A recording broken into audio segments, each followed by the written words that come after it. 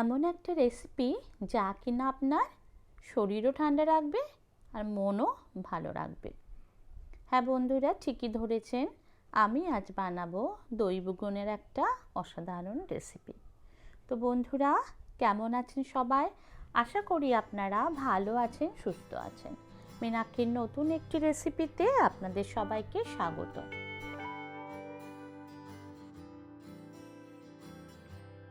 দেখতেই পাচ্ছেন বন্ধুরা, রেসিপিটা কত সুন্দর হয়েছে।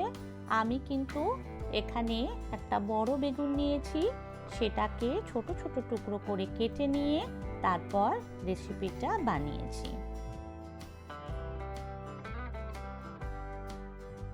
বেগুনের গায়ে একে একে দিয়ে দিচ্ছি নুন, হলুদ গুঁড়ো, দিয়ে দিচ্ছি কাশ্মীরি লঙ্কার গুঁড়ো, একটু চিনি, আর লাস্টলি একটু ময়দা দিয়ে খুব ভালোভাবে আমি বেগুনগুলোকে কোট করে নেব। সব কিছু বেগুনের গায়ে খুব ভালোভাবে মাখিয়ে নিচ্ছি।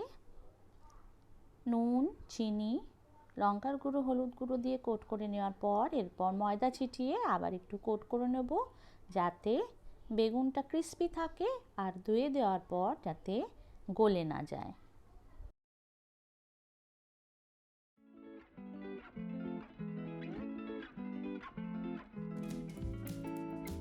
আমি দেখতেই পাচ্ছেন একটু চিড়ে দিয়েছি, ছুরি দিয়ে যাতে মশলাটা খুব ভালোভাবে ঢোকে। এবার আমি কিছু গুঁড়ো মশলা নিয়েছি, লঙ্কার গুঁড়ো, জিরের গুঁড়ো, ধনের গুঁড়ো আর একটু হলুদ গুঁড়ো। একটা ফ্রাইং প্যান বসিয়ে দিয়েছি, দিলাম কিছুটা সাদা তেল।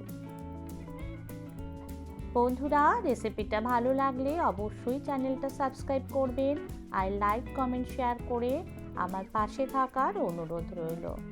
বেল বাটনটা প্রেস করে দেবেন যাতে নতুন নতুন রেসিপির ইনফরমেশন আপনাদের কাছে চলে যায়। তো দেখতেই পাচ্ছেন আমি বেগুনগুলোকে এবার একটা একটা করে ভেজে নেব। এপিট ওপিট দুপিট লালচে করে আমি বেগুন ভেজে নিয়েছি। এবার ওই ফ্রাইং প্যানে আমি আবার কিছুটা তেল দিয়ে দেব। তেল গরম হলে এর মধ্যে আমি দেব প্রথমে জিরে, সর্ষে দিলাম। সর্ষেটা কিন্তু এবার ক্র্যাকল করা শুরু করবে। দিলাম জিরে। এবার আমি একটু ঢেকে দেব। একটু হিং দিলাম, দেখুন কেমন ফাটছে সর্ষেটা, তাই জন্য আমি একটু ঢেকে দিলাম। এবার এর মধ্যে 5-6টা কারি লিভস দিয়ে দিয়েছি, কারি পাতা দিয়ে কিছুটা জল দিলাম যাতে হিংটা পুড়ে না যায় আর এই সমস্ত ফ্লেভারটা পুরো জলের মধ্যে থেকে যায়। একটু ঢাকা দিয়ে দিলাম যাতে খুব ভালোভাবে এনহ্যান্স হয়ে যায় সমস্ত ফ্লেভারটা। এর মধ্যে এবার গুঁড়ো মশলাগুলো একে একে আমি দিয়ে দেবো। প্রথমে দিলাম জিরের গুঁড়ো, তারপরে ধনের গুঁড়ো, এবার দেব কাশ্মীরি লঙ্কার গুঁড়ো।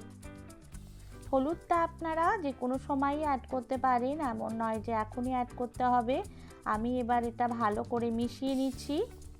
দই বেগুন মানে দই তো অবশ্যই লাগবে, তাই হাফ কাপ দই আমি দিয়ে দিলাম। দেখে নেবেন দইটা যেন খুব বেশি টক না হয়, আর দইটা অবশ্যই একটু ফেটিয়ে নেবেন।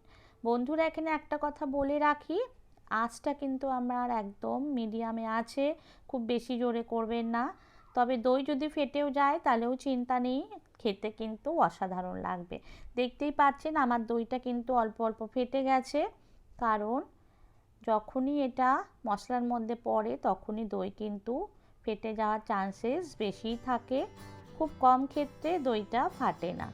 তো যাই হোক, এবার আমি সমস্ত বেগুনগুলোকে দিয়ে দিচ্ছি, যেহেতু আমার দই ফুটে উঠেছে। দিয়ে এবার আমি বেগুনটাকে দেব ঢেকে। মিনিট 2-3 এরমভাবে ঢাকা থাকবে, তাতে বেগুনটা নরম হয়ে যাবে এক পিঠ। এবার আরেক পিঠ আমি উল্টে দিচ্ছি। এক পিঠ বেগুন নরম হয়ে গেছে আর মশলাটাও খুব ভালোভাবে কোট হয়ে গেছে। এবার আর এক পিঠ উল্টে দিয়ে এবারও আমি ঢেকে দেবো, আর মিনিট 3-4 থাকলেই হয়ে যাবে আমার দই বেগুন রেডি। ঢাকা খুলে এবার আমি এর মধ্যে দেব চেরা কাঁচা লঙ্কা।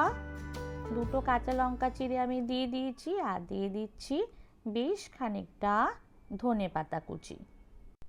এবার এটাকে আরেকটু আমি ঢেকে দেব, যাতে এই ধনেপাতা আর কাঁচা লঙ্কার গন্ধটা এর ভিতর ভালোভাবে মিশে যায়। মিনিট 2-3 ঢাকা দিয়ে রাখলেই রেডি হয়ে যাবে এই অসাধারণ স্বাদের দই বেগুন। গরমকালের জন্য খুবই ভালো একটা রেসিপি, পেটও ঠান্ডা রাখবে আর আপনার শরীরও ভালো রাখবে। তো বন্ধুরা, রেসিপিটা হয়ে গেল রেডি। আজ তাহলে এখানে রাখি, দেখা হবে নতুন কোনো ভিডিওতে। ততক্ষণ ভালো থাকবেন, সুস্থ থাকবেন। Bye bye, bye bye everyone.